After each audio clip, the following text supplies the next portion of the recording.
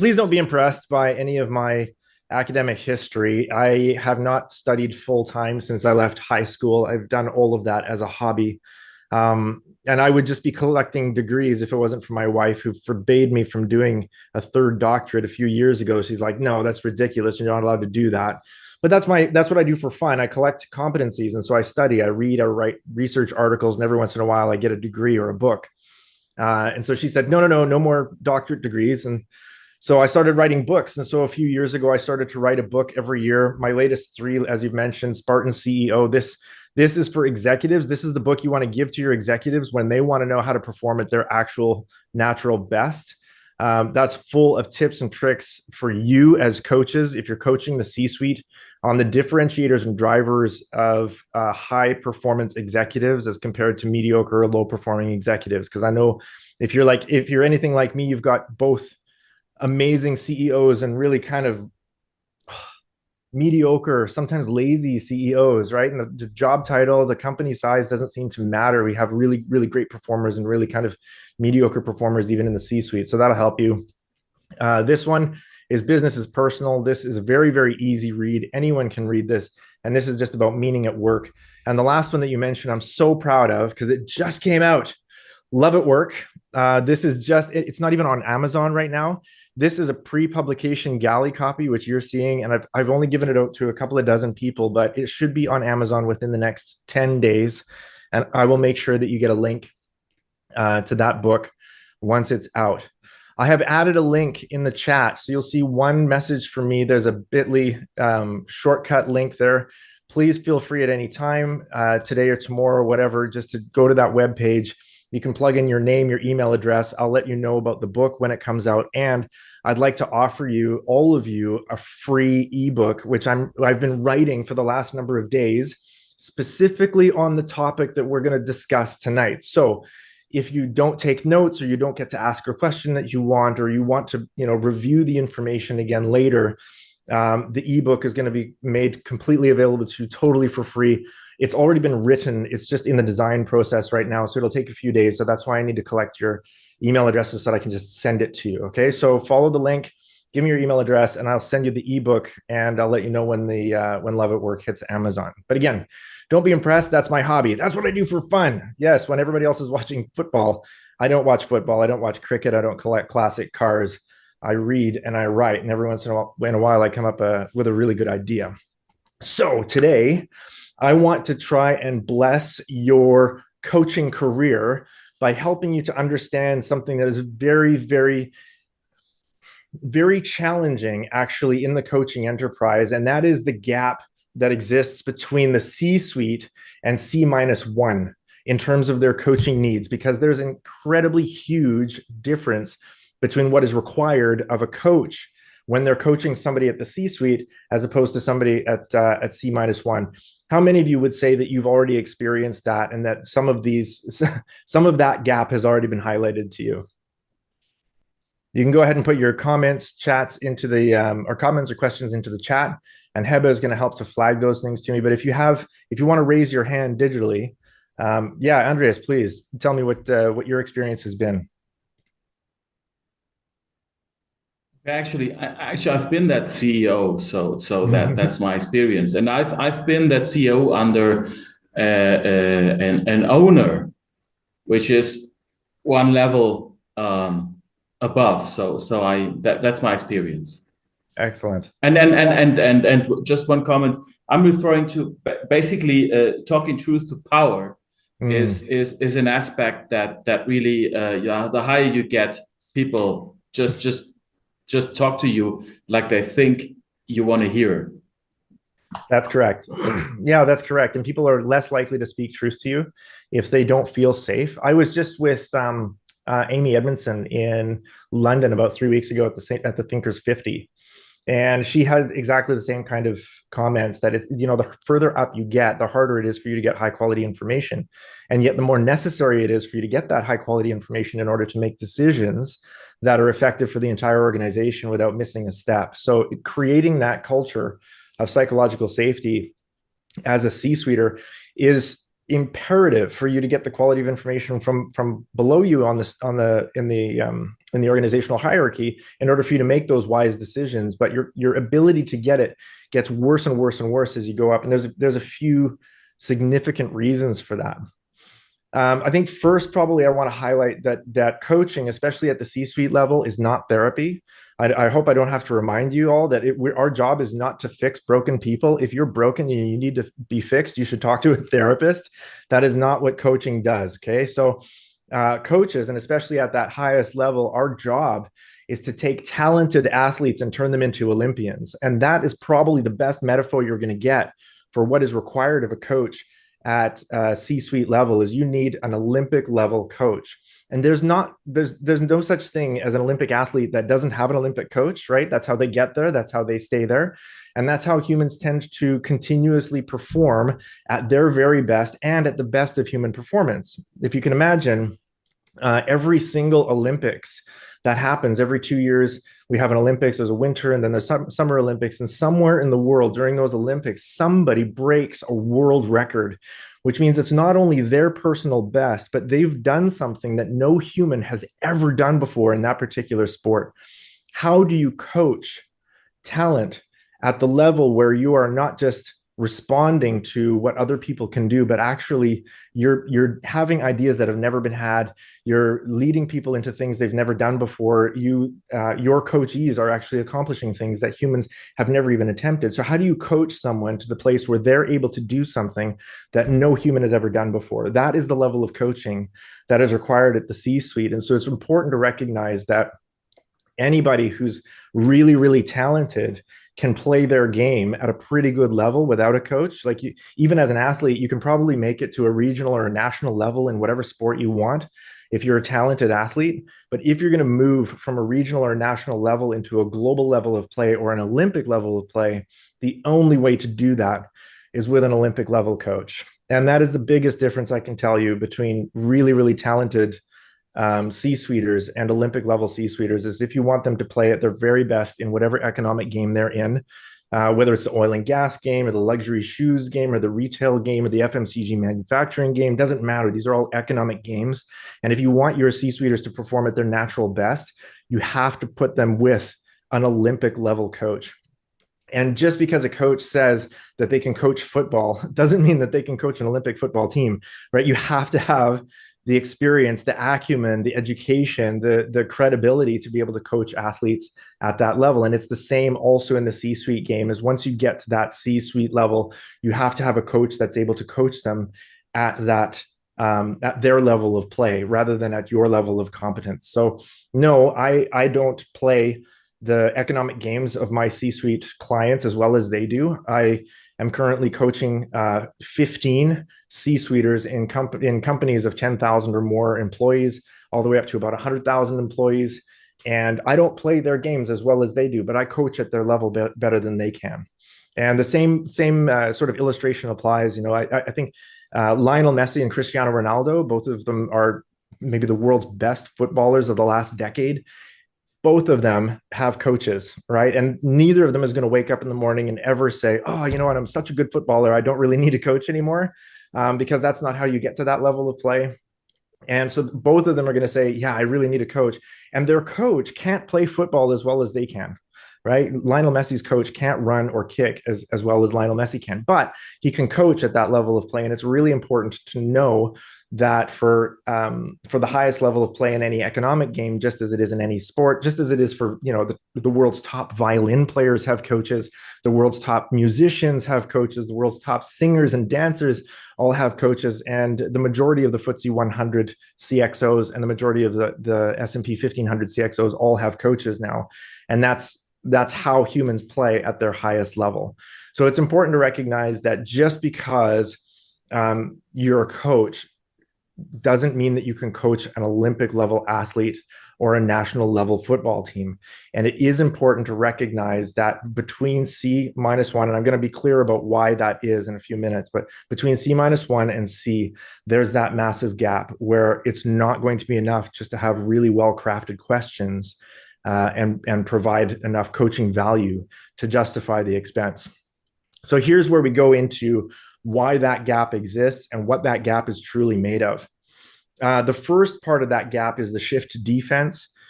So over the course of a career, you'll probably be climbing a corporate ladder, and the majority of our C-suite uh, corporate clients, they've climbed the corporate ladder their entire careers. They may have started out in consulting, and then they started out in one department, and they moved up that department over the course of 25 or 30 years until they finally become the CFO, the CIO, CMO, CHRO, or CEO of a large organization.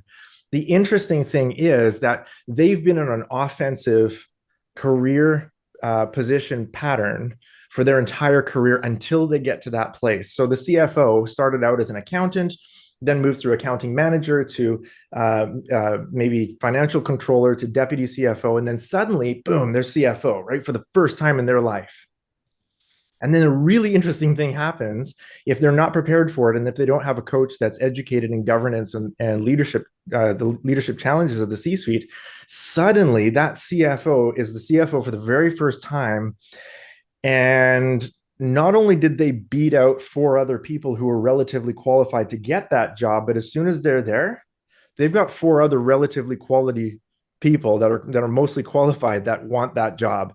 So rather than being in an offensive position trying to get to the next rung on the ladder, they realize that actually they're pretty much at the top of that ladder and other people are gunning for them. And so it's very easy for a C-suiter who's jumped into the C-suite for the first time to shift from an offensive to a defensive career position pattern. And so they start to isolate themselves. They start to wall off information. They start to display their competency to the other C-suiters and then to the rest of the organization because they want to show how good they are.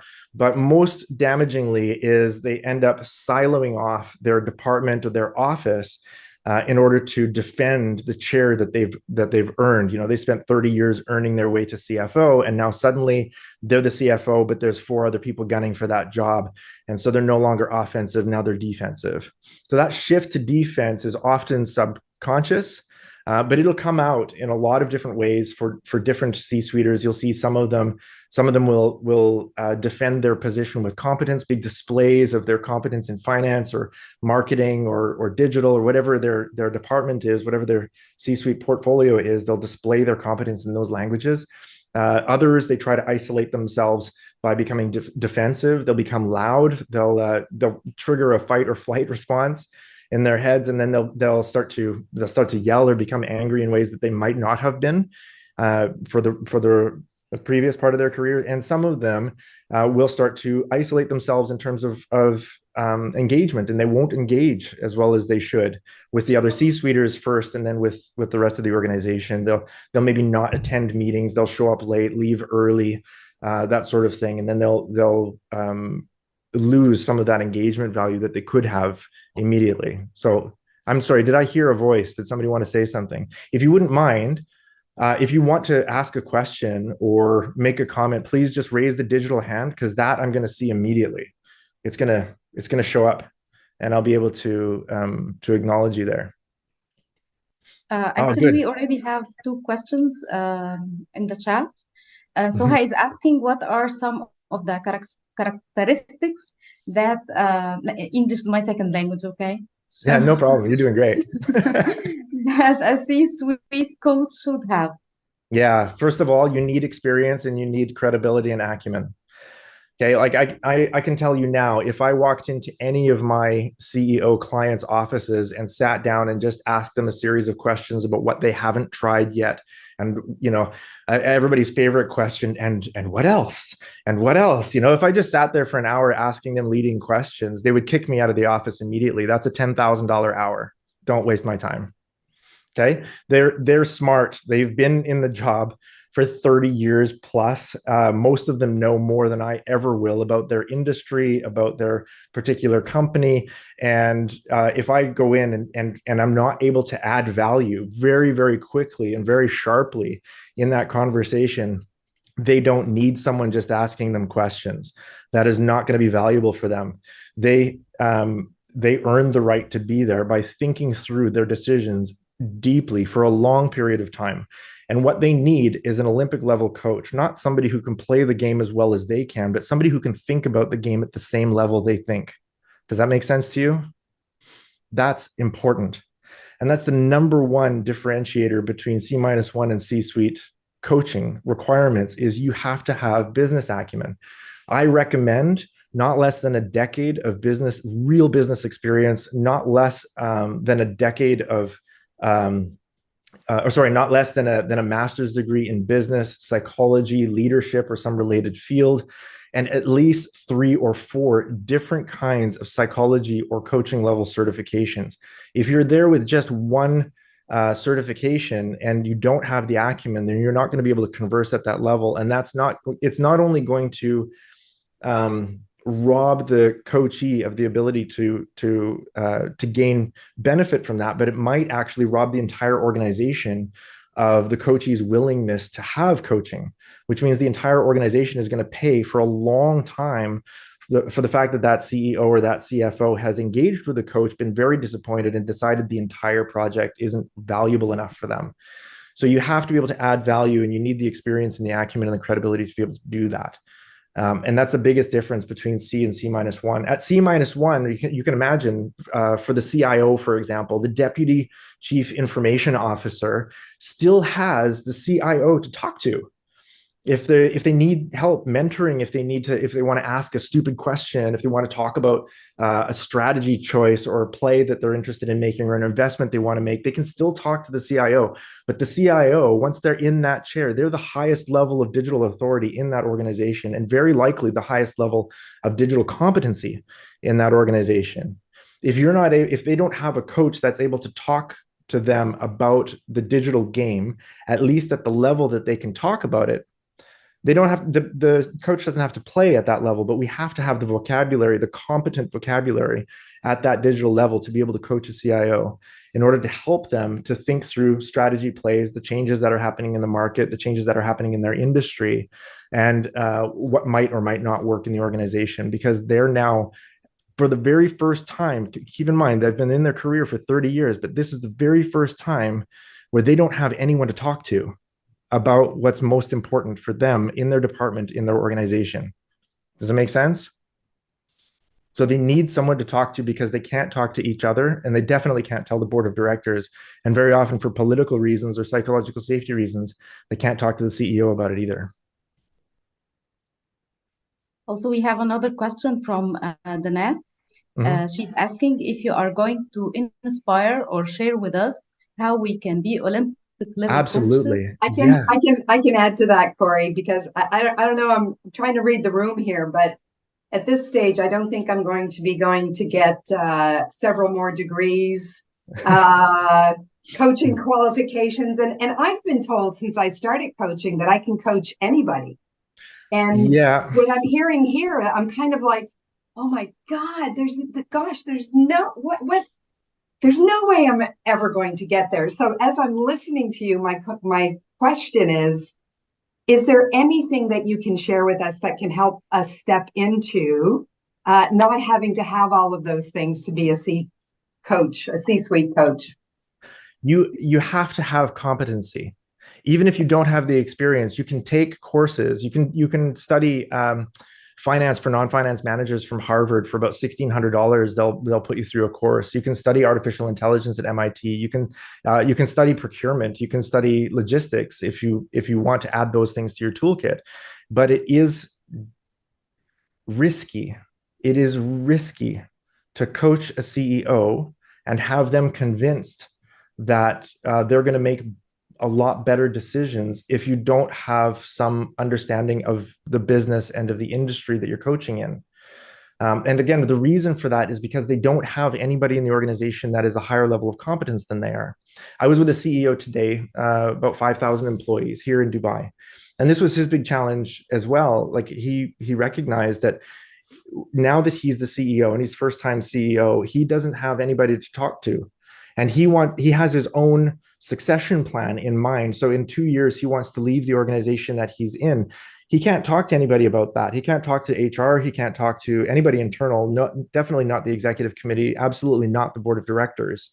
right? But he needs somebody who's competent in gap analysis for succession planning and at an executive level to make sure that he's helping his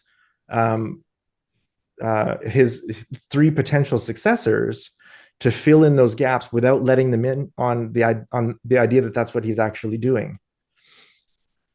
Does that make sense to you? Like it is dangerous to do that. So my suggestion is collect as many vocabulary competencies as you can. Educate yourself. If you want to coach at that level, you really do need to educate yourself and remind yourself that it's not just the C-suite that you're responsible for.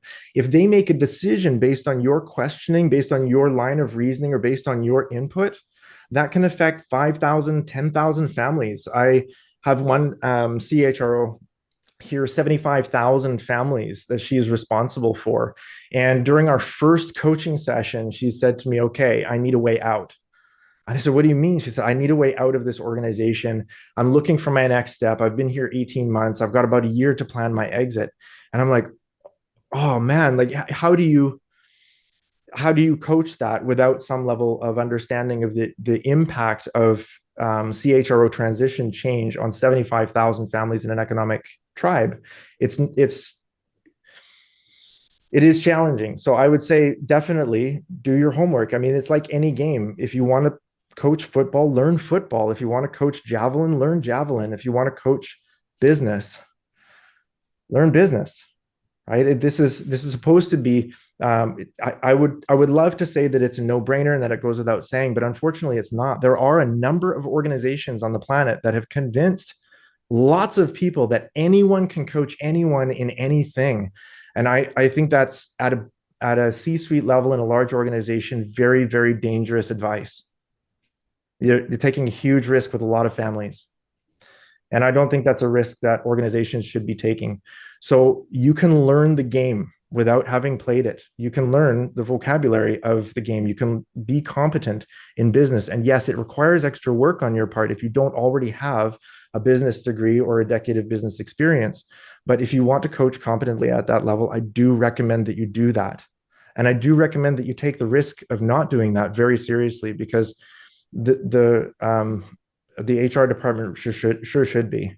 Now that's not the same at C-1. Okay. That's only C-suite. At C-1, there's a significant layer of input that deputy CEO, deputy CFOs, deputy CHROs can still gather from the expertise in the C-suite that's around them. But there's a number of shifts that happen between the C-1 and the C-suite that really necessitate a totally different level of education. And this is why I think companies like 100 Coaches with Marshall Goldsmith, they're people, they've got, it's not just 100 coaches, there's like 400 of them, but nearly all of them, more than 90% of them, I was talking to Scott and Jacqueline just the other day, they said that the majority of them are advisory coaches for exactly this reason. Once you get to the C-suite, they say it's lonely at the top, and that's true. Because there's so much politics going on, there's so many agendas being driven, there's so many decisions to be made, and each and every one of those decisions has the opportunity to either add $10 million to the balance sheet or wipe 1,000 families out of the tribe. And so if you don't make those decisions very well and you don't have somebody that's competent in business to process them with, then yeah, you can make a really bad decision. And the coach doesn't pay for that. The athlete does. In this case, it's not just the athlete, it's the athlete, their family, and 1,000 other families. So that's really important. Between C-1 and C, there's another major shift that happens. Like I said, it's lonely at the top, and there's a lot of agenda, and they don't have anyone to talk to. But they also don't have anyone to talk with in the language that they're most competent. And this is a really important shift to recognize. So if you're coaching anyone at the C-suite level, suddenly this is all going to make sense to you as soon as I say it. They were raised throughout their entire career in a particular organizational language, not just industrial, organizational. So it's a department in their organization that they've been raised in. So for example, the CFO very likely started out as an accountant. And the accountant moves up from manager to accounting manager to key account manager to finance controller to deputy CFO. And they have spent 30 years of their life, half of every day, in the finance language. Okay.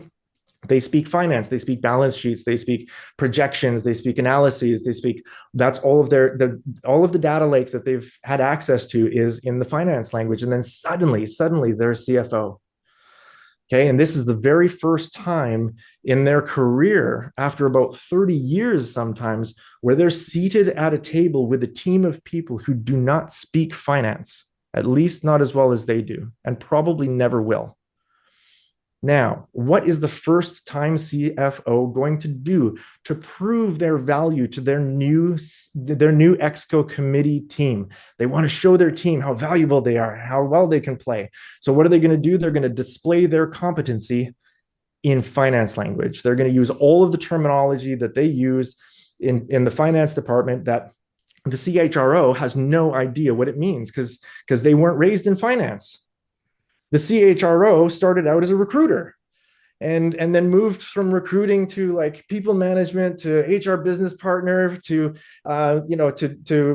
business unit people head or head of people in a business unit, and then suddenly to CHRO. And as soon as the CHRO becomes CHRO for the first time, they're going to show their competence to their new team because, yay, they made it to the top. They're in the C-suite. And what language are they going to speak when they get to that executive committee table and they want to show how competent and valuable they are? They're going to use HR language because that's all they know. They've been raised in that single vertical, maybe multiple organizations, but in the vocabulary and competencies of HR, and they display those competencies in a language that no one else speaks. And this is incredibly isolating, not just for the first time C-suite executive, but for the rest of the executive committee members. There's one chief digital officer. About a year ago, I was coaching him for about a year, and he was first time CDO, right? Like first time chief digital officer at a company of 50,000 employees. And guess what he did? As soon as he became chief digital officer, he put together a 70-slide deck of digital transformation strategy that needed to be done in the organization, budgets and all of it. And he displayed all of it, and he brought it to the executive committee members, and he showed everybody this 75-slide deck of all of the digital transformation that he wanted to execute. And none of them understood a word of it because it's not their language. They didn't know. And then he felt isolated and he felt marginalized and excluded. He couldn't understand why the CFO wasn't super excited. Why is the CFO stomping on my vision? Why is the CHRO completely oblivious to all of this? Why is the CEO, why does it seem like he's not even interested in these plans that I have? And I was like, you're displaying your competency in a language that none of your team members speaks. And so this is probably one of the biggest things that a coach can help a C-suiter with, is being able to translate your vision for the organization from your native departmental language into the departmental languages of the other C-suite executives. I know that hearing this from me now, you're thinking, oh, that makes so much sense. And a lot of you are thinking, oh yeah, I've got like half a dozen of those people in my roster right now. And that's the reality of it. The reality of it is that we as coaches, we need to be able to help our C-suiters perform very well in their roles. And that means we also need to be able to help them to translate exercises that they've been doing for the first 30 years of their career into words and exercises that others can do that were raised in totally different departmental verticals. And so it is important for us to be well-rounded in terms of business vocabulary. We don't have to be expert procurement masters. We just have to be competent in logistics. We have to be competent in purchasing. We have to be competent in HR language, finance language, digital transformation language, so that we can help our C-suite executives to remove that isolating influence. My CDO friend, he ended up creating, I think it was about maybe 12, 15 slides, where he just took all of the things that he was doing in digital and translated them into impact on HR, impact on operations, impact on finance, and impact on the bottom line. And they loved it. They absolutely loved it. They didn't need to understand everything that he was doing. They just needed to know what the impact was in their particular language. So I hope that makes sense to you. Any questions about that? And the translation of competencies at the C-suite, that doesn't need to happen at C-1. Okay, remember, the deputy CFO still only speaks finance. The deputy CHRO still only needs to speak HR, more or less. They might have some cross-departmental committees and projects and initiatives, but they do not have to speak C-level finance until they're at the C-suite with a CFO. Thank you, Corey. We also had a raised hand from Dr. Nader Hawass. Yes, please, Dr. Nader, how can I help? Yeah, hi, Block. Thanks all for you, actually, and thanks for that nice speech till now. Thank you. We know that there's what they call it, actually, the 90 days plan for each Yes. one in his new position. Yep. And I would be challenging like the idea of the 90 seconds. So based on what you mentioned about like the $10,000 hour of one of the C-suite Yes. guy, or like the T-1, as of the competencies, the language, the shared language, and the cross-function language you just mentioned. My question is how we can get the credibility and the encouragement of our client to speech within 90 seconds. Oh, within 90 seconds. Yep. Yep, you open with this, with the way that I opened, okay? There's no such thing as an Olympic athlete without an Olympic coach. An Olympic coach doesn't ask their athlete, what exercises do you think you should be doing today? That's a nice answer, diplomatic and very short even as well. You like that? I don't even need 90 seconds. Look, I understand that for some of you, this may be disappointing news because you would think that, you can coach the CEO of Amazon in business with a simple coaching certificate and a copy of the Coaching Habit, right? And Michael Stainer is a friend. He's great. And the book is amazing. And it really is very helpful for helping managers to lead in a coaching style of leadership. And that helps them to take advantage of all of the benefits from the Gallup study from 2019 and the BetterUp study from 2017 before that. But I got to say, like, I don't think that the coaching industry or the coaching profession has been done any favors by helping everyone to think anyone can do surgery on anyone. I don't think that's true. I don't think anyone can counsel anyone, and I don't think anyone can coach anyone in anything. I don't think that's responsible. I don't think our industry is benefiting from that rumor.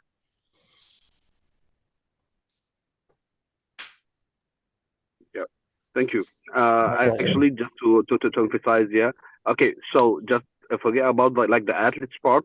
How we can say gain the credibility, because you mentioned something very important at the beginning, that if he will not feel that you will be adding a value to him, he will kick you out.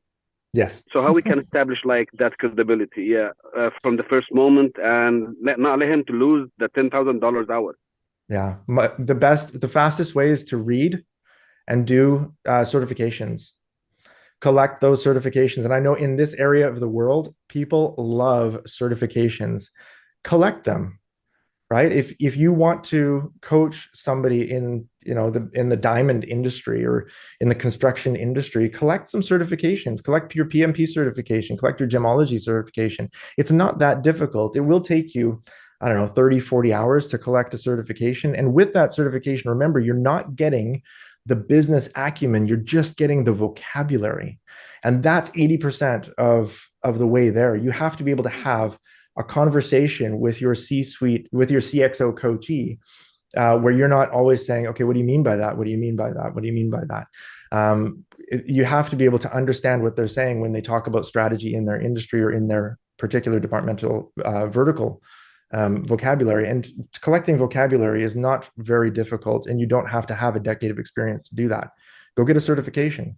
If you're targeting a particular company and you want their C-suite as your executive coachees, learn their industry, take the time. I mean, you're a professional. So you would have to do this in any job.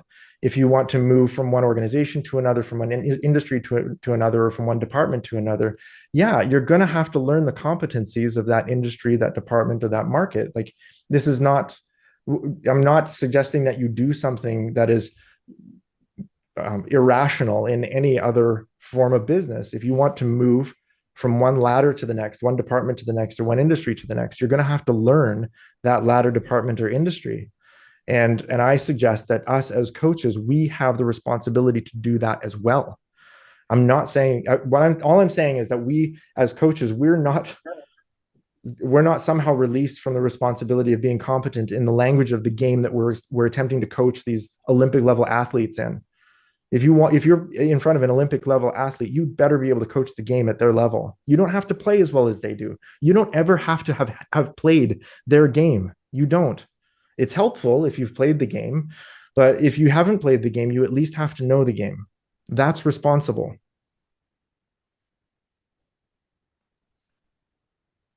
So we have one more question in the chat. In your experience from Hital, in your experience with coaching executives, how much interest there is from executives about their people rather than profit? Think diversity, inclusion, team building, etc. This is an amazing, amazing question because the majority of our organizations are governed by a single KPI, right? Net profit. And this idea was started by the shareholder supremacy movement. I think probably the article by Milton Friedman in 1970. And I can share a link to that article. I can dig it out after if anybody wants it, just let me know. But that particular article argued that the primary function of an organization is to generate money for the shareholders. That's it. And what that did was that started about 2 decades of research on human resources and human capital that was focused on the dehumanization of humans in economic tribes. The result of that was that we didn't, we had large consultancies like KPMG and Ernst & Young come out of this movement, in the 80s, where they were founded on this idea that they could go in, restructure a company, and you don't have to kick 1,000 families out of their earning. You can just cut the labor budget by 20%, right? And so that dehumanized the people that were in the organizations and allowed those companies to make tremendous net profits on the bottom line at the end of those first years of consulting, where the CEO could then, brag about it, take their massive bonuses. And then very often they would lose that momentum in the second or third year because the fear culture in the organization was so bad. Now, in the early 2000s, we had great research on all of this, the impact of those kinds of decisions. And we've moved actually the needle over the last 20 years very, very hard in the direction of the humanization of capital. So let's just not call them human resources anymore. Let's call them just humans, not resources. And that's why you'll see a lot of organizations moving toward people and culture as the name of that department rather than human capital, which I think is, I don't know, maybe one of the worst terms that we've invented in business over the last 50 years. But yeah, most of the CEOs that I talk to now were raised in the single KPI movement, right? So their careers were built on, you have one job, that is to maximize shareholder profit. And so you cut costs, you cut people if you have to, and you maximize shareholder profit. But actually, I've found that there's a lot of board of directors, and especially here in this area of the world, as opposed to Western Europe or even America, where the boards of directors, the shareholders themselves, are much more receptive to a people protection policy and to a people performance policy over the net profit policy. So I find that it's still kind of 50-50, but the pendulum is definitely swinging in the direction of humanization of resources. And that's very helpful when you see a lot more CEOs and chairmen of the board talking about their people. These are our people. I think this was probably very, very starkly shown during the pandemic. We all know examples of companies that just slashed they cut their labor budget, right, by 50% by just kicking people out of their economic tribes.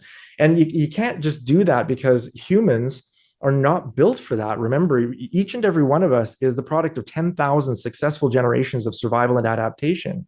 Each and every one of us has 1,000,000 years of evolutionary psychological history stuck in our heads. And each and every one of our ancestors earned us the right to be born by providing value. for a tribe that gave them a share of the resources in return.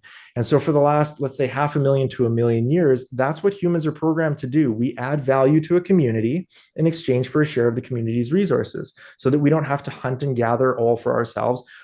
I can hunt. Somebody else can provide protection, somebody else can do agriculture, somebody else can make bread, somebody else can do education or nurturing the children. And that's the division of labor. That's how all of our ancestors survived. And so we did that in tribes, families, cities, nations, empires, and more recently, I think probably since the Industrial Revolution, we have businesses. And businesses are a new form of a very old concept. We can't survive the planet alone, so we get into teams and we provide for each other and we protect each other. The shareholder supremacy movement from 1970 to about the early 2000s really cut into that. And we saw the damaging effect of large scale layoffs as a result of that. But we're moving definitely in the direction of, hey, listen, we're much older than 30 years old, and each and every one of us needs to belong in some sort of economic tribe in order to add value for exchange, in exchange for a share of the resources. So I think, in my estimation, it's about 50-50 now that I would see. Leaders are very much people-oriented versus profit-oriented. And if they're going to err on one side or the other, they would err on the side of people. And I'm really encouraged by that because I see a huge movement in that direction. I also see a huge movement in the direction of people-oriented companies making more profit. So if you look at the Gallup study from 2019, for example, when they reviewed 50,000 business units, 1.4 million employee records, I think there was like more than 150 different industries that were represented in that study. And some of you will know exactly the study it's like 600 pages long. It's crazy, but you should read it. It's amazing. And what Gallup found was that those organizations whose employees felt connected to the people around them and cared for by the organization that they were in, those companies were 21% more profitable. They were 17% higher performing. They had 59% less turnover, 41% less absenteeism. Those employees who feel connected and cared for and valued, they work an extra hour a week of discretionary effort, and they're willing to work for 23% less earnings. Although those same employees that are willing to work for 23% less actually get paid more, because if they feel cared for and connected in the organizations that they're in, they themselves are higher performing. And so they get more opportunities for raises, for advancements. Plus, I mean, we've got great studies on this now too. Those employees that feel more cared for, more connected, they obviously they perform better, but they're happier, they're healthier, and now we're finding that they actually statistically live longer lives. So we as coaches can help our organizations become more profitable by valuing their people over profit. And therefore, profit is not the goal, it's the byproduct.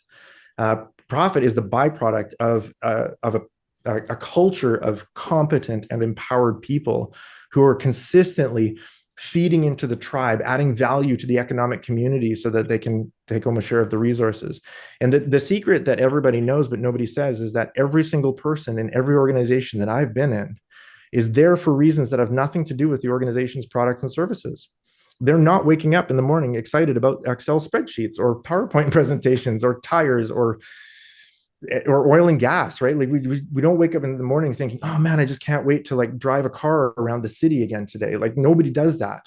But every single person in every organization that I've been in has a personal reason for being there. They have personal goals that they're trying to achieve. And we as humans, we have 1,000,000 years of that wisdom in our head that allows us to collect garbage for a living, as long as we know why we're doing it and we value the people that we're doing it with. If we have those two things in line, we don't care what we do. The what is not important at all for us. We just need to know why we're doing it, and we need to like reasonably who we're with. Sorry, Ibrahim, did you have a question?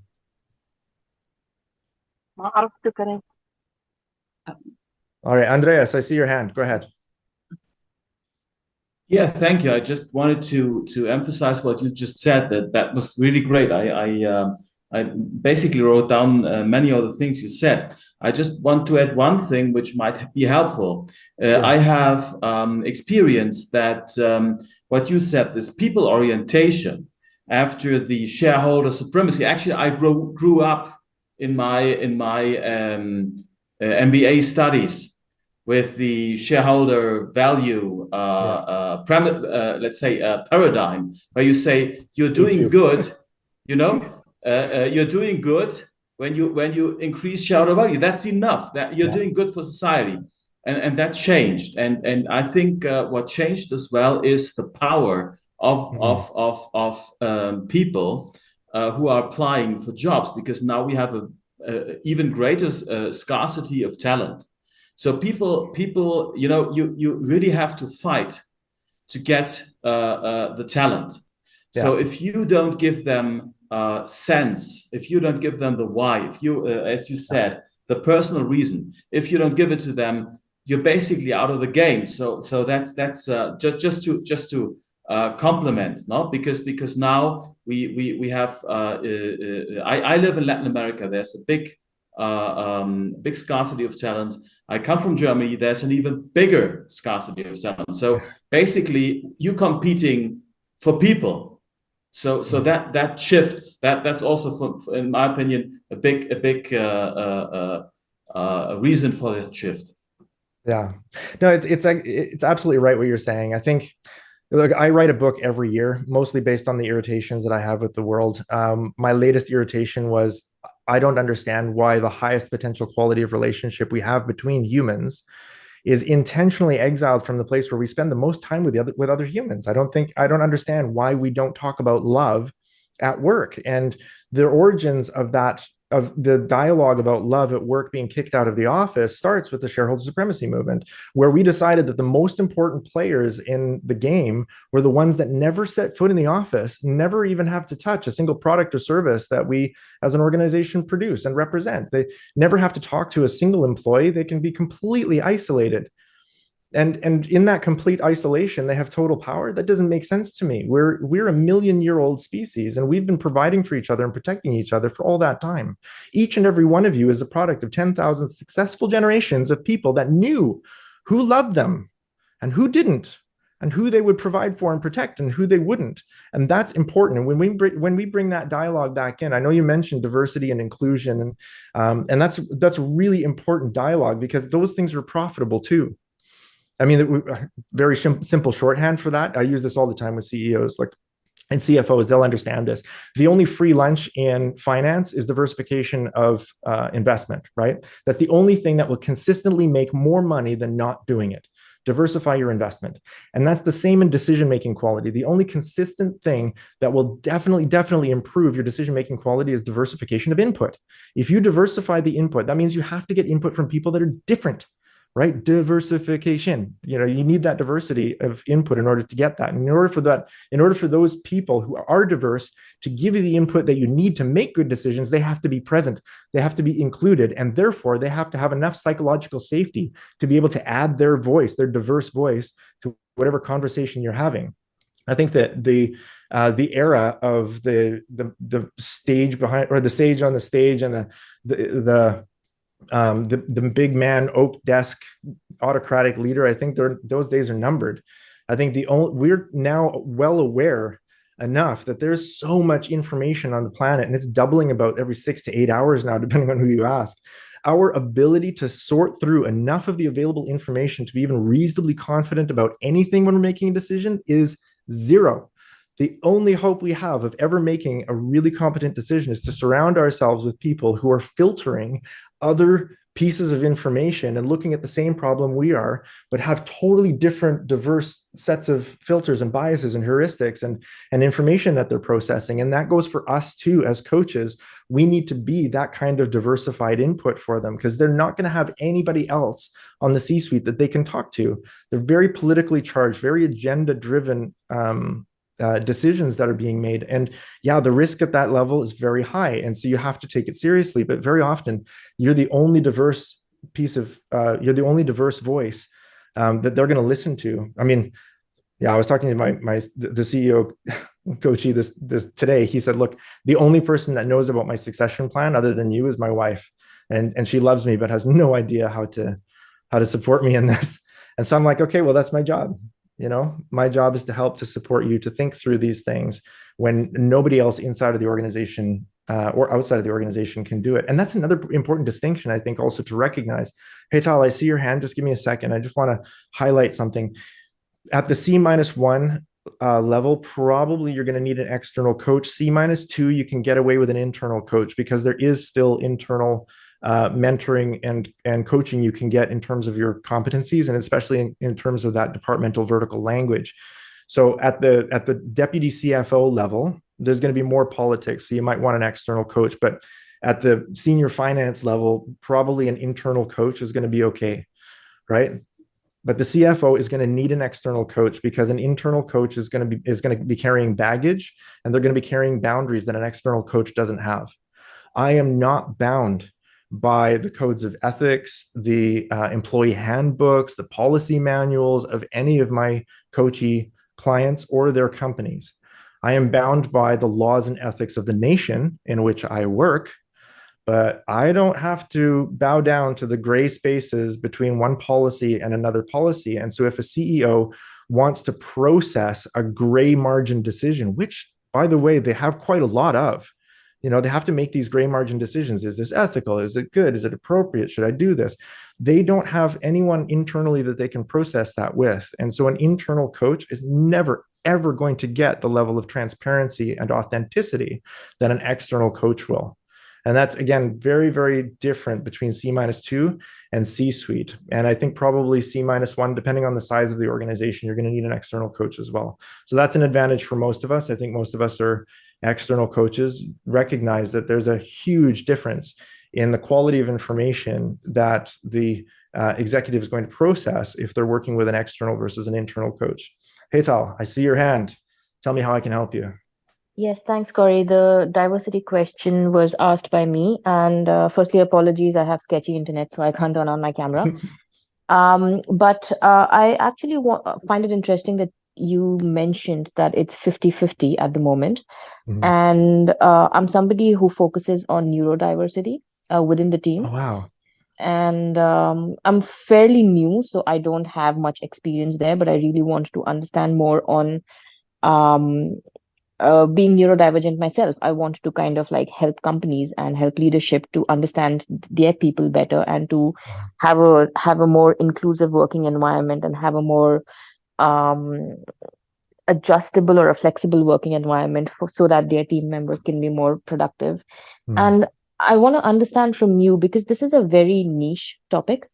Yeah. And how do you find that sweet spot between the leadership actually focusing on changing their policies to accommodate people versus, no, this is too much. I would rather focus on profit and keep the turnover going on. Like how as a coach, how do you actually have that conversation with the leadership to show them the longer picture and not just allow them to have a short-term vision?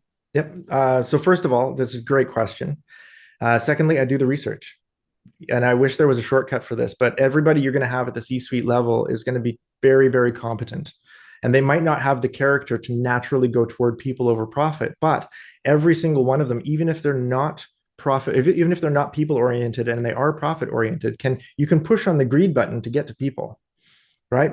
It's very easy for them to see, hey, if you want people to perform at their natural best, yelling at them isn't going to help, because look, you can't manage people 100% of the time. You can't even manage them 80% of the time. Like 98% of the time, your people are doing whatever they want, right? They have access to the tools and resources of the organization, sometimes the finance of the organization, sometimes the space and time of the organization, and they're going to use those resources for their own good. Each and every one of those employees is an apex predator. So the only way for you to be sure, even reasonably sure, that they're going to be working in your favor when you're not looking, which is 98% of the time, they have to like you, and they have to be loyal to you, and they have to know that their personal vision for their personal lives is being achieved by working with you, right? If they're working for you, then it's your character that's going to limit them. It's your ability to sell vision that's going to limit them. But if they're very clear on their personal vision for their personal lives, and they know why it is they're in that organization at that time, they're going to work when nobody's looking, because they're not working for you. They're working for themselves. They're working with you, and that is an amazing distinction. So I would say, and I have a lot of these C-suite clients as well. I should tell you the story. I have one CEO at the moment, about 25,000 employees, who's very, very transactional, very numbers oriented, very profit oriented. And when I first started with him, he was not interested at all in people. Now, his big concern was politics. He wanted to make sure that the office politics were swinging in his favor and that he would be able to keep his job for a number of years if that's what he wanted. So he wanted people to think nicely of him when he wasn't in the room. And so I said, okay, how do you think people are speaking of you now when you're not in the room? And how would you like them to speak? And how are we going to get them there? And so he thinks he's being all very clever and manipulative when I tell him, okay, I want you to end all of your conversations with these people that you want to defend you. I want you to end all of your conversations by asking them something personal about themselves. And he goes, no, that's how you start a conversation. I said, no. As soon as if you start the conversation like, hey, how you doing? How's your family? How's the weekend? Immediately in their head, they're thinking, oh no, not this guy. He's transactional. There's an agenda. What's the agenda? Okay, so they're gonna be nice to you while you warm them up, while you butter them up, and then you're gonna ask your agenda, and you're gonna say, "Where's that report?" And then they're gonna say, "Oh, you'll have it on your desk on Friday," and you'll say, "Bye," and then you'll leave, right? Well, agenda done. There is no warmth in that. They're not going to defend you because they're not going to connect with you. If you want them to connect, just move the question from the beginning of the conversation to the end. Start the conversation with the agenda. Hey, where's the report? Oh, you'll have it on your desk by Friday. Oh, that's great. Thank you so much. Hey, what are you doing on the weekend anyway? If the agenda is already done, then the question that comes next, the warm question, the family-oriented question, the personal question, it must be authentic, right? Oh, so he thinks he's so clever, right? So he's got these 10 people in his organization that he's targeting. I'm going to ask them warm, personal questions at the end of every conversation we have. Each and every day, he's having one of these conversations. He's very, very good at it. And he says, at the end of the conversation, it's becoming more natural. I ask them something about their kids or about their hobbies or about, and what's happening is, it's very interesting. He thinks he's hacking them. Okay. They're each having one conversation with him that's different every day. And so, yes, on that scale, one conversation a day, he is hacking them. And yes, their versions of his leadership are changing. Their narratives about him are changing, and their views of him and his leadership are changing. And so their behaviors about him are changing. But what he doesn't know is actually happening is that he's being hacked at the same time, because for every conversation each of them has, he's having 10. He's having 10 conversations where he's having to think through personal questions about their personal lives, remember their kids' names, talk about their dog that went to the hospital, ask them about their ambitions or their hobbies or what they want to do on the weekend or the best restaurant they've ever eaten in town. So I start with greed. I push the greed button, but it always circles back to connectivity, building relationship, and eventually creating that kind of connection that allowed all of our ancestors to survive. Each and every one of us is here as a result of great survival skills. And those great survival skills, it included how to build connection with people around you to make sure that they would provide for you and protect you when you're not looking. I have taught him to do that with his team. His team are now seeing him differently, but in an accelerated pace. He is actually changing. So it was mentioned by Heba at the very beginning. I'm a board certified master neuroplastician. Don't be impressed. It's my hobby. Okay. I study. But as a result of those studies, I understand how the brain is wired and rewired, how things that fire together wire together, and how things that fire apart wire apart. And so the electrochemical signals in the brain and the actual proteins that are built and how they are put together, I understand those things.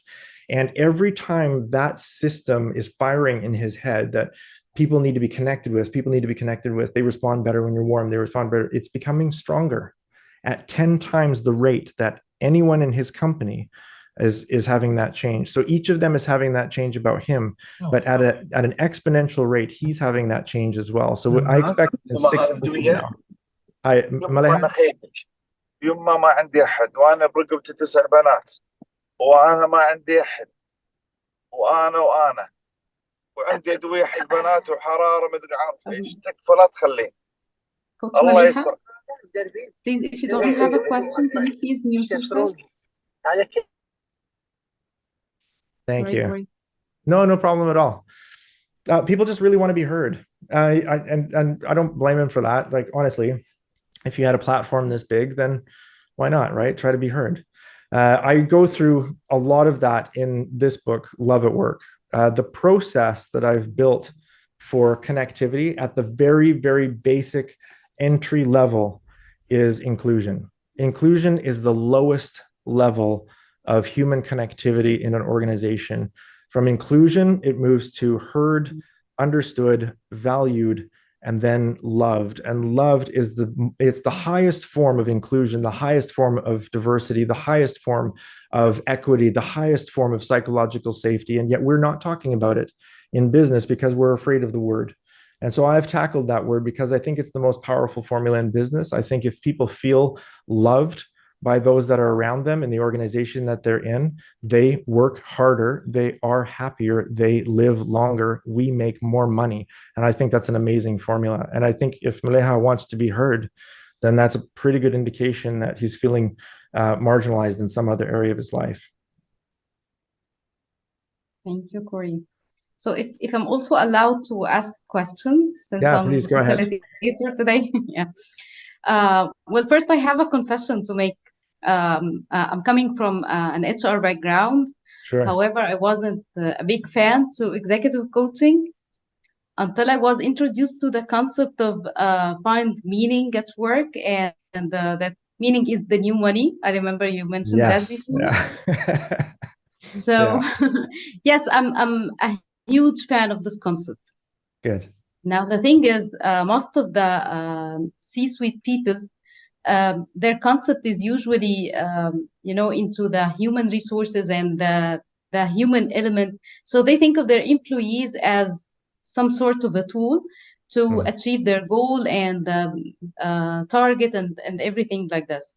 So how do you manage to convince them that also the welfare and satisfaction of people, of the human element, as they call it, will at the end give them the target and achieve the productivity and profit that they are looking for?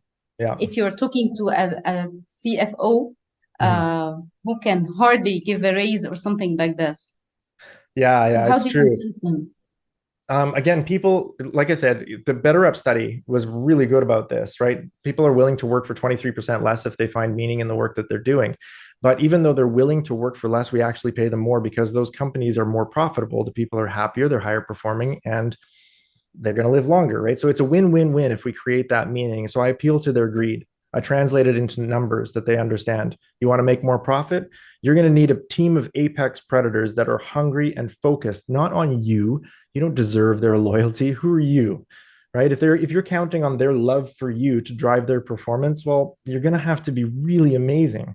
And if you're not really amazing, if you're not a prophet and you're not a god, then maybe you're just a human. And if you're just a human, then probably the most motivational thing that you can do is to help them to work for themselves and to work with you in that project, right? So they're building their own career. What's their career path look like?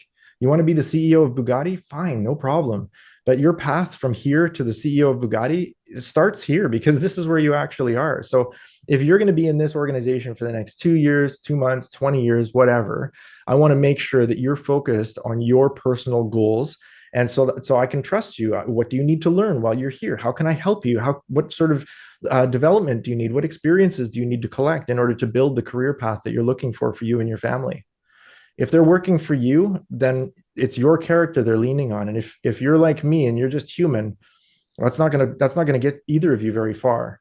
But if they're working for themselves and they know that being with you, working with you in whatever economic game you're playing together is the best, fastest way for them to achieve their personal goals for their personal life, well, you can trust that because that's when they work on the weekend. That's when they work all those hours of discretionary effort. Plus, they're happier, healthier, and they live longer. So I appeal to their greed first. That's it. You want to make more money? Get apex predators to want to hunt with you. Thank you, Corey. So we also have some comments in the chat.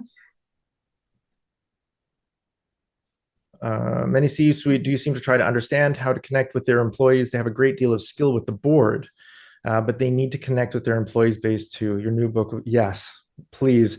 Honestly, I don't need the fame for this. I don't need fame and I don't need money. I do this because I think as humanity, we've done a really poor job in HR of treating other people. I think there's a lot of things that we've invented in HR over the last maybe 40 years that actually scientifically don't turn out to be very helpful or healthy for our organizations. Things like talent retention is a myth. I mean, scientifically, there's an inverse correlation between talent and retention. And if you want a case in point for that, just look at Laszlo Bock. I mean, Laszlo Bock, GCHRO for Google, okay, had access to an unlimited budget for HR and an unlimited and the highest quality employee behavior data on the planet. And he couldn't even retain himself.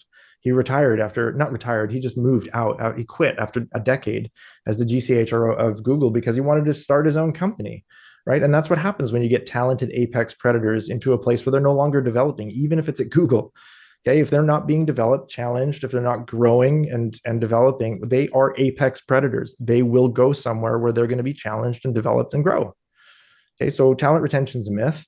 Performance management is a myth. We can't manage performance. We can measure it, but that's the best we can do. Apex predators will manage their own performance, and so our ability to manipulate them into behavior is definitely waning. Work-life balance is another myth that's not been helpful. I think the idea that there's anything other like work life, as though there's anything other than your life, I think that's a really damaging psychological idea. I think that compartmentalization is harmful for people, and we did it so that we could dehumanize the people in our organizations. And we can say, hey, we're firing you today, but you haven't lost your life. You've just lost your job, work, life, except that none of our ancestors had to deal with that because all of our ancestors were their jobs. You were born into the same job your dad did. You probably did that job your entire life. And if your family worked with textiles, your last name was Taylor. And if your family worked with metal, your last name was Smith. Like you were what you did.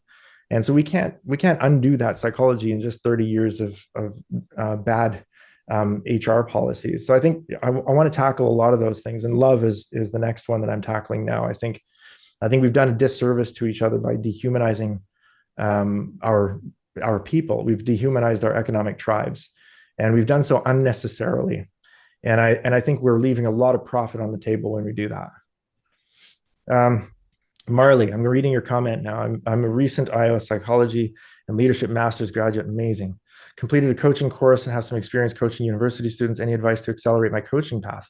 Recommendations for specific certification, helpful events, or basically where to begin? Yeah, for accelerating your coaching path, follow your curiosity and develop a niche, right? Coaching is a huge industry now. It's not like it was 20 years ago, where even I didn't have a coach 20 years ago. We didn't really know about them then.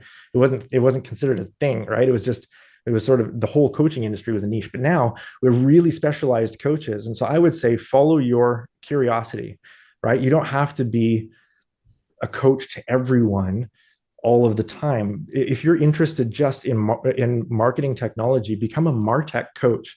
And if you're interested in marketing technology in only a specific industry, then become a MarTech coach for that specific industry, because there's so many companies out there where somebody's going to look at your profile and say, that's exactly me. That's exactly the kind of coach that I need. And very specific niche coaches, I think, are going to make a tremendous amount more money because they advertise themselves as niche and because they can provide value in those niches. So generalist coaches, I think, probably are going to become less and less in demand, because niche coaches, those that are consistently investing in themselves and their own development in a particular departmental vertical or a particular economic game, are just providing light years more value for people that are in that niche. I hope that helps. Oh, Azhar, the name of the book is called Love at Work. It's this one, but it's not on Amazon yet. This is a pre-publication copy. It'll be on Amazon within the next 10 days. And I'm going to put the link here in the chat. Please go to that link. There's a little space for you to write down your name and email address, and I will send you the Amazon link as soon as it's up. It'll be up within the next 10 days. And I'll also share with you, whoever puts your email address in there, a free copy of my ebook on this particular topic, which is coaching the chief executives, coaching at the C-suite level. So now we have 15 minutes left. Would you like us to open the discussion? Please. Yeah. Any questions about anything would be great. Also on the ebook, I'm not going to go into it now, but in the ebook, you're going to get 4 different models for helping to defend the ROI on coaching. Okay. So if you need to go into an organization and say, actually, coaching is profitable, I'm going to help you to do that. There's 4 different models that I work with, depending on the organization that I'm in and the level I'm coaching at, to defend the ROI on coaching. So I'll give you shorthands for all of those 4 models. I also would like to remind everyone, if you wish to receive a certificate of attendance, please make sure to write your full names on the Zoom.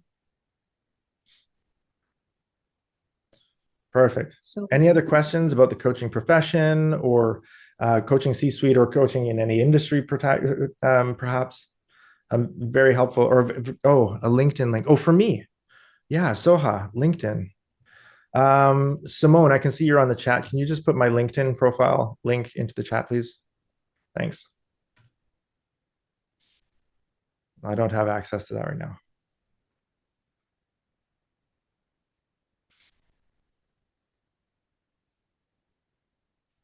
Soha has raised her hand. Yeah, go ahead. Soha, please unmute yourself. Yes, hello. Thank you for this uh, educational webinar. It was very informative. Actually, I have a comment more than a question. I have noticed that in several events and occasions, some executives would say when they require a coach, they would ask the coach to help them attain or hire talent people. Yeah. And it come to my attention that one coach once asked the executive coach and the executive manager, and he asked him, how many coaches, how many talented people do you have in your company? And he said, a few of them. He said, what about the rest? He said, no, they're not talented.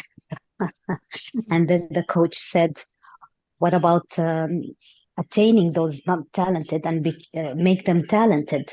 Yeah. I mean, the concept of hiring talent people is misunderstood. Yes. And that's what the coach was explaining to us. And he said, every employee is a talent. And the intelligent leader, he understands his employees in a way that he empower those people to become more talented. Yeah. Yeah, I absolutely So agree. what do you say about that?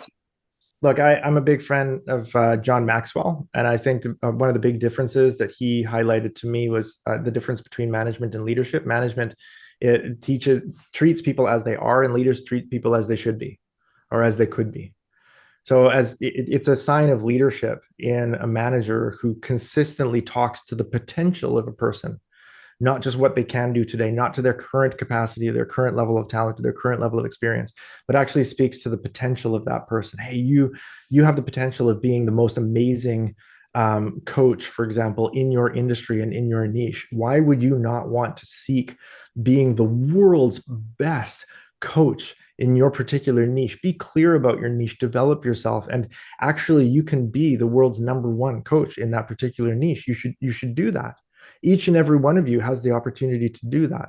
And I find leaders that are able to speak to the potential of people tend to draw that talent out. They see more talent because they expect more talent. Where managers go wrong is when they're looking at people but expecting machine parts, right? We are not perfect. We are not well oiled. We are moody and weird, man. Humans are messy creatures. We are sometimes happy, sometimes sad, sometimes we're mean to each other, sometimes all on the same day. Like, and it's, we're constantly behaving in strange, unpredictable ways, right? And I think that managers get disappointed in that because they're expecting cogs in a well-oiled machine, or like we're all like parts in a watch and we each have our piece to play. Well, no human organization has ever worked like that. So I think leaders tend to look outside of the machine part metaphor and just treat people as humans, but not just the humans that they are. They treat them as the humans that they could be.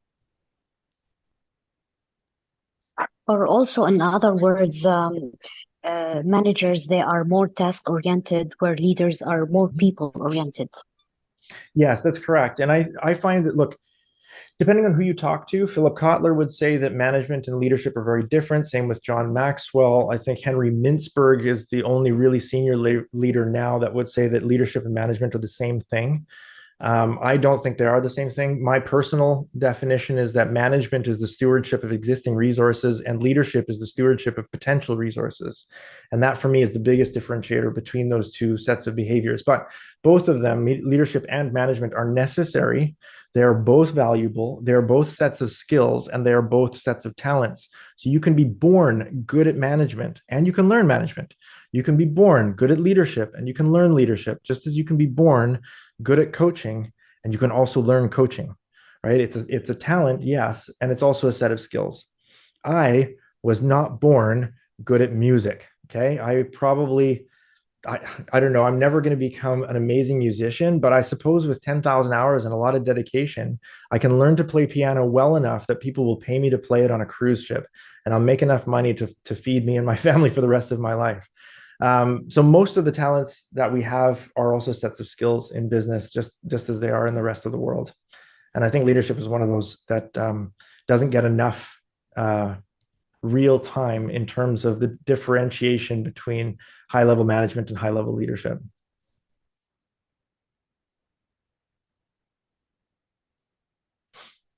Philip, great question. Sorry, Julia, I just saw your hand. Go ahead.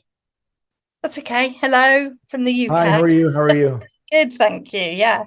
My question's more about your personal experience. Sure. It would be lovely to hear a story, maybe about a time when you were particularly challenged with a situation, because you've obviously dealt with a lot of different CEOs, a lot of different situations, and you obviously have that experience. So, be interesting to see when you were particularly challenged and maybe what you learned about yourself from that situation. I'll tell you one recent one. About 2 years ago, a CEO of a tech company, 40,000 employees. And I'd been coaching him for a little while, and I sat down to start our coaching session. He goes, "I want to talk about something different today." I said, "Okay, what's going on?" He says, "My wife wants a divorce." And I said, "That's not really the realm of business coaching." He said, "I can't think about anything else. I'm doing an acquisition of 8,000 employees within the next 10 days. I can't concentrate on the negotiations, the contracts. I'm afraid I'm going to screw this up. And I don't know what to do." And so I said, "Do you have a therapist? Are you talking to a therapist?" He said, "My therapist has absolutely no idea how to help me focus now." He says, "I've got 58,000 families whose futures are in my hands, and all I can think about is my wife." That for me was a very challenging situation. In part because I could identify, I'm divorced and remarried. I was married for 23 years to my college sweetheart. And then she decided she wanted to go on an adventure that I wasn't invited on. And that was a very painful and very powerful experience for me. And so I could identify immediately, empathetically with where he was and how difficult it would be for him to compartmentalize. We can't do that. We are not machine parts. There's no boxes in your head where you punch in of, you're suddenly not a husband anymore. Now you're just the CEO. That doesn't happen. Right? So you have to have tools for that. And I have a lot of great mindset tools. So it was fortunate for him that I have great training in focus, in understanding what the reticular activation system is doing, and understanding the limitations of the ventromedial prefrontal cortex and what can be focused on, in helping him to drop into flow and to design tasks so that he can drop into flow and then thereby forget the rest of the world, as long as he's working on something that's complex enough that it's interesting, but not so complex that it's distracting. So having those different sets of tools in my toolkit helped a lot. But it's only an opportunity if you're already prepared. And I was already prepared for, even though that was the very first time I'd ever been challenged with something quite that dramatic or quite that high risk, and quite that there was so much dichotomy between the needs of the business in terms of the merger and acquisition that he was negotiating right at that time, and the needs of the person who was negotiating that particular merger and acquisition. Like it was just, for me, that was a really dramatic kind of experience. And sorry, over the course of a month, we were able to help him to get focused, to make the decisions he needed to make, and to reprioritize the conversations that he also needed to have with his wife, and to have a place for him to record those conversations during his work day, so that he didn't feel like he was always trying to, release himself from a distraction. His prefrontal cortex was busy, and his amygdala was busy trying to avoid the threat of him losing his life partner. So it was difficult. It was very challenging, and for me, I think one of the most difficult cases that I've had interpersonally in coaching, because I did, in that circumstance, have to play the role of a little bit therapist and a little bit business strategist. And I used a lot of tools that you don't get in the coaching world. I used a lot of cognitive behavioral therapy. I used some NLP intentionally with him, but I was really fortunate that I'd done the work ahead of time to make sure that I had tools that were relevant. Did you find it rewarding? Like, did you think I actually managed to help him out of that? Oh yeah, but it's not just him. I care about him. I love him. I love my clients. I really do. I don't rent time. Okay. You and me and Elon Musk, we get 24 hours a day. That's it. The time that we're given is unbelievably fair, and it's incredibly precious. So I don't rent my time. I rent space in my head, and I rent space in my heart. And all of my coaches, all of my clients, they live there with me. But it wasn't just him. It was the 8,000 families that were trusting him to bring them into a new economic community. And it was the 50,000 families in that economic community that were trusting him to make a really good investment decision with their collective money. Like those are big things, right? When you have a tribe that large and you've got 58,000 families, that's 100,000 people, including partners. It's probably another 150 to 200,000 children. You're talking about, statistically, maybe another 120,000 parents that are being cared for by that economic engine. Like that's a massive responsibility. And he felt the weight of it too. Like he could feel like, I've got all of these people, and I don't know my blind spots, and I'm so emotionally involved with what's going on in my personal life, but he had nobody to talk to about it. There was nobody there. Like you can't sit down at the executive committee meeting on a Friday morning and say, hey guys, I'm really going through the ringer today at home. I'm like, you can't. And his therapist has no idea about the acquisition and the merger steps that need to be done, and what needs to be paid attention to in terms of strategy. And yeah, so it was hard, but it was very, very rewarding, because I felt like I was a running mate with him during that part of and it was an uphill run, and we were moving very quickly, but I felt like I got to run with him in that. And that was a really, really rewarding experience for me. I learned some things about myself, and my capacity to love people, and to love people vicariously through people I love during that experience. Thank you. My pleasure. So we're coming to the last 5 minutes of the session, and that was an amazing session. Thank you so much, Corrie. My pleasure. And Coach Saud Al-Amer would like to have a word. Go ahead. Okay, thanks a lot, Corrie. It's really been very insightful, very inspiring, and I'm so glad that we were able to have this session, this webinar. I remember in our meeting in Dubai last month, and we're just thinking about it, and how possible to have this for our community, and also for the guests that we have from the other regions, and I really thank them, for attending our session. I really like to thank you. I'd like to thank also Simon, who also helped in having this and arranging, and my colleagues in the board, Haitham Al-Masri, and also Hiba and Lina, and also our wonderful members in the chapter and our community, our guests. So thanks a lot. Corrie, this is, this time we did it, virtually. Hopefully soon we'll see you on Riyadh, and maybe we'll have some maybe in-person session. That would be amazing, actually. We will do that. Just let me know when you are in Riyadh, and you're most welcome.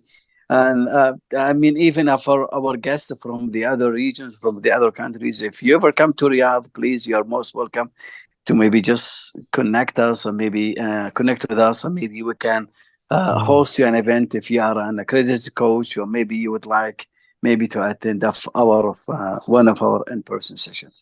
Thanks a lot. Thanks a lot. Corrie, it's really been a great session, and thank you. We have wonderful audience, and I guess we have people from at least 5 or 6 countries, or maybe more actually, with this one. But I'm so glad we were able to make it. Thank you a lot. Thanks a lot, Corey. Thanks a lot for all the people who attended the session. My pleasure. Thank you so much. I know that there's a couple of you whose questions I wasn't able to answer. Please reach out to me online, remind me of where we met, and ask me your question there. I will do my best to get back to you as soon as I can, okay? I don't want to ignore anybody. So thank you so much, Corey. And now you can find Corey's LinkedIn account in the chat, and also the official YouTube account for the Saudi chapter. Corey, thank you so much. This was a very inspiring session. My pleasure.